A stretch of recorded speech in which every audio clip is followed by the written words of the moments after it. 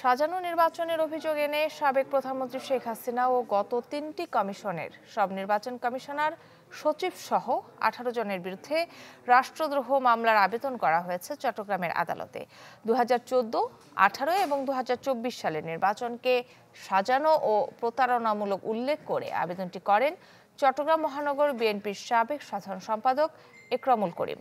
এতে অভিযোগ করা হয় এই ৩টি নির্বাচনের মাধ্যমে জাতির সাথে চরম প্রতারণা করা হয়েছে, তাই অভিযুক্তদের কঠোর শাস্তি হওয়া উচিত। আবেদনটি গ্রহণ করে তা তদন্তের জন্য পুলিশকে নির্দেশ দেন মেট্রোপলিটন ম্যাজিস্ট্রেট। প্রতারণামূলক নির্বাচন ফেস করেছি আমি বা আমাদের দেশবাসী নির্বাচনে অংশগ্রহণ করতে পারে নাই। একজন নাগরিক, সিনিয়র নাগরিক হিসাবে আমি মনে করেছি এটি সংবিধান যারা রক্ষণ করার কথা তারা সংবিধান ভঙ্গ করেছে, ভঙ্গ করে রাষ্ট্রদ্রোহী মামলা অপরাধ করেছে। রাষ্ট্রদ্রোহিতা, প্রতারণা, মিথ্যা পরিচয়ের অভিযোগে আমরা মামলাটা আনয়ন করেছি। আদালত আমাদের মামলাটা গ্রহণ করেছে এবং চট্টগ্রামের এই পুলিশ সিনিয়র পুলিশ কর্মকর্তা দিয়ে তদন্তের জন্য বিষয়টা প্রেরণ করেছে। Puysa can buy nice, puysa jana aram se.